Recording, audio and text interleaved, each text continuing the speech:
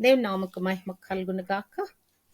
Heavenly light ministries global prayer tower ఆధ్వర్యంలో జరుగుతున్న ఉదయకాలపు స్తుతి ఆరాధన కూడికొచ్చిన మిమ్మల్ని అందరినీ ప్రేమపూర్వకంగా ఆహ్వానిస్తున్నాను. ఒక సిరీస్ ఆఫ్ మెసేజ్గా మరి దేవుని నామమైన అబ్రహాము దేవుడు, ఇస్సాకు దేవుడు, యాకోబు దేవుడు అనే ఆ నామము గురించి మనము ధ్యానిస్తూ వస్తున్నాం. దేవుడు ఎందుకు తన పేరును మరి మానవుల పేరు మీద దేవుడుగా పరిగణించబడుతున్నాడు. అలా పరిగణించబడటానికి వారికి కలిగిన గుణలక్షణాలు ఏంటోనని మనము ధ్యానిస్తూ వస్తున్నాం. నిన్నటి దినము అబ్రహాము గురించి కొన్ని విషయాలు మనము ధ్యానించాము. ఈ దినము మరికొన్ని విషయాలు ధ్యానిద్దాం. మరి ఇక బైబిల్ గ్రంథంలో చూచినట్లయితే అబ్రహాము విశ్వాసుల వీరుడుగా మరి తండ్రిగా ఉంటా ఉన్నాడు. మరి ఆయన దేవుడు చెప్పిన మాటకు లోబడి మరి తనున్న ప్రదేశం నుంచి దేవుడు చెప్పిన ప్రదేశానికి వెళ్ళాడు. ఒక విశ్వాసం కలిగిన విశ్వాస వీరుడుగా ఉన్నాడని నిన్నటి దినం మనం నేర్చుకున్నాం.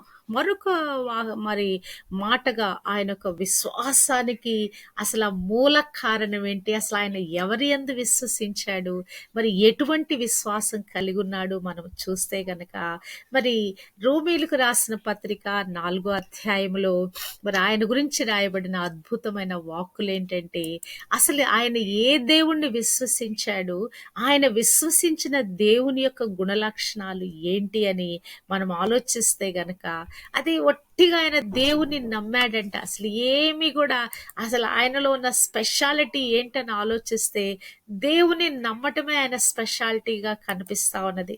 అదేంటి, మనమందరం కూడా దేవుని నమ్ముతున్నాం కదా, మరి ఆయన నమ్మటంలో ప్రత్యేకత ఏంటి అంటే గనక మరి అబ్రహాము దేవుని నమ్మెను, అది అతనికి నీతిగా ఎంచబడెను. ఎందుకు నమ్మాడు, ఎలా నమ్మాడు, మరి ఎలాగున్న దేవుడు అతనికి ఆ నీతిని ఆపాదించాడు అని మనం చూస్తే గనక 17, 18 వచనాల్లో మనం చూస్తే రోమీలకు రాసిన పత్రిక 4వ అధ్యాయంలో తాను విశ్వసించిన దేవుని ఎదుట అనగా మృతులను సజీవులనుగా చేయువాడును లేని వాటిని ఉన్నట్టుగానే పిలుచువాడునైన దేవుని ఎదుట అతడు మనకందరికీ తండ్రి అయి ఉన్నాడు.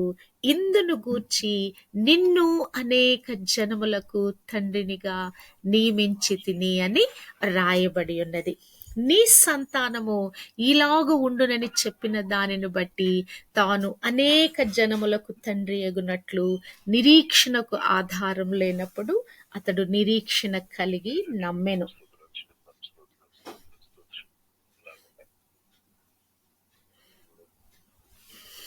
ఇక్కడ చూచినట్లయితే మరి ఆయన పెట్టిన నిరీక్షణ ఎలా ఉందంటే, మరియు అతడు విశ్వాసమునందు బలహీనుడు కాక రమారమి 100 వయసు గలవాడయుండి అప్పటికి తన శరీరము మృతతుల్యమైనట్టును శారా గర్భమును మృతతుల్యమైనట్టును ఆలోచించెను గాని అవిశ్వాసము వలన దేవుని వాగ్దానమును గూర్చి సందేహింపక దేవుని మహిమపరిచి ఆయన వాగ్దానము చేసిన దానిని నెరవేర్చుటకు సమర్థుడని రూఢిగా విశ్వసించి విశ్వాసము వలన బలము నొందెను. హల్లెలూయా.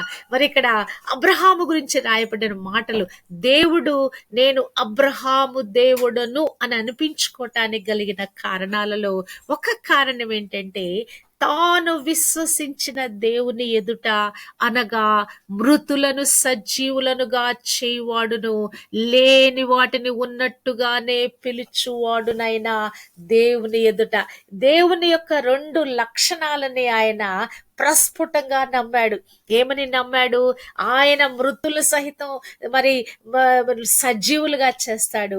ఇంకొకటి, శూన్యములోంచి సృష్టి చేస్తాడు. ఏమీ లేకుండానే ఇది కలుగును కాక అంటే కలుగుతుంది అని ఆయన విశ్వసించాడు. అసలు యాక్చువల్లీ ఇక్కడ రాయబడినట్లుగా మనం చూస్తే గనక లేని వాటిని ఉన్నట్టుగా పిలుచువాడు అనేది ముందు పెట్టి, ఆ తర్వాత మృతులు సజీవులుగా చేయవాడు అని గనక రాస్తుంటే బాగుంటదేమో నేను అనుకుంటున్నాను, నాకున్న తలంపులు. ఎందుకంటే లేని వాటిని ఉన్నట్టుగా పిలుచువాడు. ఏమి లేదు వారికి, ఆ గర్భను మరి ధరించటానికి అవకాశం లేదు. ఆమె శారా యొక్క మరి ఆ యొక్క గర్భం ఎలా ఉంది? మృతతుల్యమైపోయింది. కానీ ఆయన ఆ మృతతుల్యమైన దానిలో నుంచి కుమారుడు పుడతాడని ఒక విశ్వాసం ఆయన కలిగి ఉన్నాడు. మరి తన విశ్వాసం నందు 100 వయసు కలిగినప్పుడు కూడా తన విశ్వాసం నందు బలహీనుడు కాక తన శరీరము మృతతుల్యమైపోయింది, శారా శరీరము కూడా మృతతుల్యమైపోయింది. కానీ దాని వైపు చూడట్లా.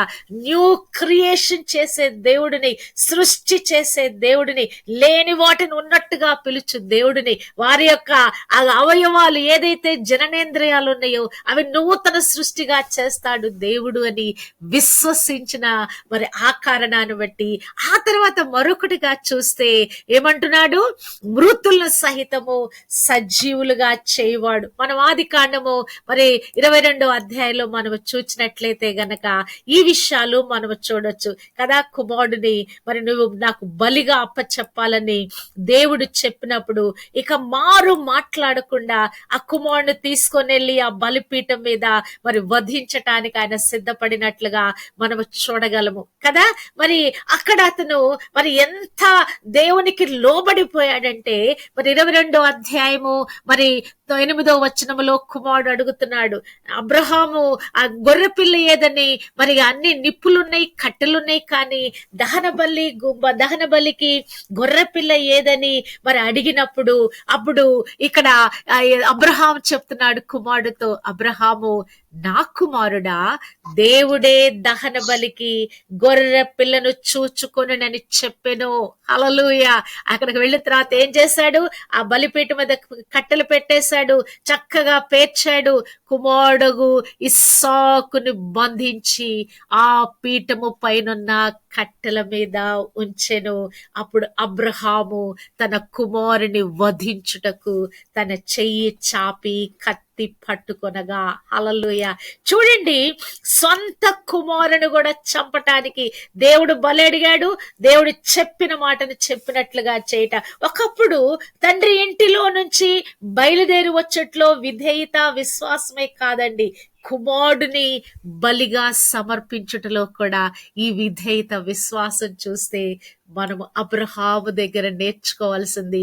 అబ్రహాము దేవుడు తను తానుగా అబ్రహాము దేవుడుగా మరి పిలిపించుకుంటున్నాడంటే అబ్రహాము వంటి విశ్వాసము మనము కూడా పెట్టగలిగితే దేవుడు మన పేరును కూడా ఫలానా వ్యక్తి యొక్క దేవుడును నేను అని ఆయన చెప్పుకుంటాడు. మరి చూచినట్లయితే ఈ యొక్క మాట యాకోబు పత్రికలో రాయబడినప్పుడు, హెబ్రీలకు రాయబడినప్పుడు ఎంత అద్భుతంగా అక్కడ రాయబడి ఉన్నదో.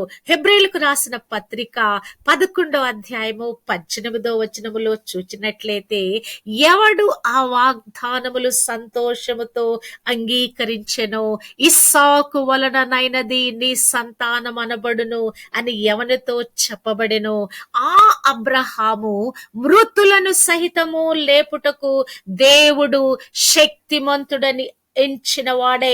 దేవాది దేవుడు ఆయన ఏ దేవుని యందు విశ్వసించాడు? ఒకటి, లేని వాటిని ఉన్నట్టుగా పిలుచువాడు. రెండవది, మృతుల సహితము లేపుటకు శక్తి గలవాడని విశ్వసించాడు గనక ఇప్పుడు ఆ దేవాది దేవుని గురించి ఆయన విశ్వసించిన ఆ మాటలు ఇక్కడ హెబ్రీ గ్రంథకర్త మరలా ఉటంకిస్తా ఉన్నాడు. అబ్రహాము కలిగిన విశ్వాసం ఏంటి? ఆయన ఎందుకు మరి విశ్వాసులకు తండ్రిగా పిలువబడ్డాడంటే మృతులను సహితము లేపుటకు దేవుడు శక్తిమంతుడని ఎంచిన వాడై తన ఏక కుమారుని అర్పించి ఉపమాన రీతిగా అతనిని మృతులలో నుండి మరలా పొందెను. హల్లెలూయా. ఉపమాన రీతిగా అర్పించి అతనిని మృతులలో నుండి మరలా పొందెను కదా.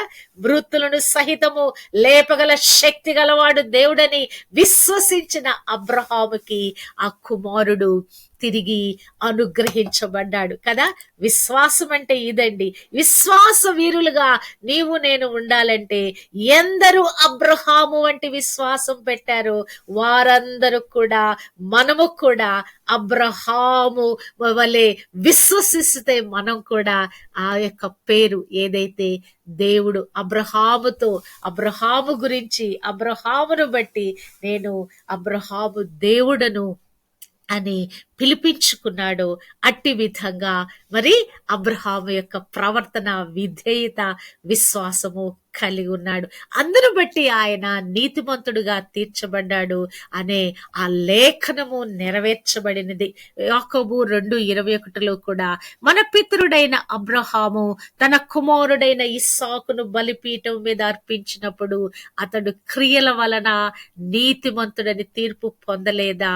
2:23 చూస్తే అబ్రహాము దేవుని నమ్మెను, అది అతనికి నీతిగా ఎంచబడెను అను లేఖనము నెరవేర్చబడెను, మరియు దేవుని స్నేహితుడని అతనికి పేరు కలిగెను. హల్లెలూయా.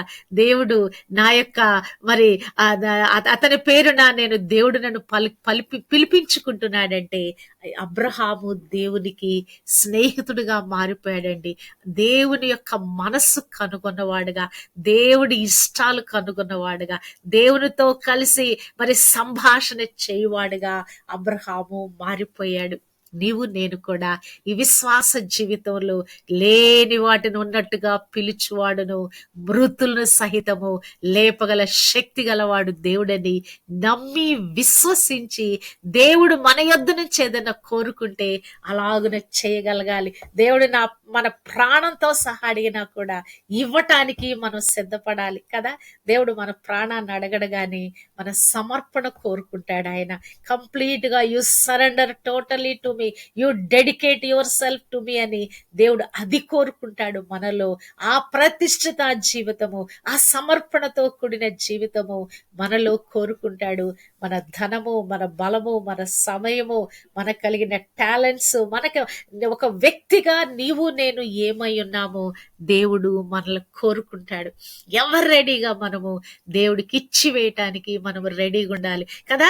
ఈ అబ్రహాము యొక్క ఈ విధేయత చూస్తే కుమారుడు విషయంలో బయలుదేరి వచ్చాడు, అసలు ఏదో ఎట్టొకట బ్రతుకుతారు, అది వేరే సంగతి. గాని లేక పుట్టిన కుమారుడు కదా, లేక ఎన్నో సంవత్సరాలు, 25 సంవత్సరాల తర్వాత ఎదురు చూసి చూసి చూసి మరి పొందుకున్న కుమారుడిని మరి దేవుడు ఆయనను మరి బలిగా ఇవ్వమంటే వెనుతీయక చేసిన కార్యము. నీవు నేను కూడా దేవుని కొరకు జీవించే జీవితంలో దేవుడు మన నుంచి ఏమి కోరుకుంటున్నాడో ఇది నాకివ్వు అని స్పష్టంగా మనకి గ్రహింపు కలిగినప్పుడు నిశ్చయముగా అది మనం చేయబద్దులమై ఉన్నాం. చాలాసార్లు మనం సగం మనసుతో, సగం ఇష్టంతో దేవుని కార్యాలు చేస్తా ఉంటాం. కాదండి, దేవుడు టోటల్ గా పూర్ణంగా మనల్ని కోరుకుంటా ఉన్నాడు. మరి అందును బట్టి మరి పూర్ణంగా మనం సమర్పించుకున్నప్పుడు దేవుడు పూర్ణంగా మన జీవితంలో కార్యాలు చేస్తాడు. అబ్రహాము యొక్క దేవుడుగా పరిగణించబడుతున్న దేవుడు నా దేవుడుగా కూడా మరి ఆయన పరిగణించబడతాడు, పిలిపించుకుంటాడు, ఇష్టపడతాడు. దేవుడు నేను ఫలానా వాళ్ళ దేవుడిని అని చెప్పుకోవడానికి కదా. ఇశ్రాయేలుల దేవుడైన యెహోవా, క్రైస్తవుల దేవుడైన యెహోవా కదా, నా పేరు కలిగిన దేవుడైన యెహోవా అని చెప్పుకోవటానికి దేవుడు ఎంతగానో ఎదురు చూస్తా ఉన్నాడు.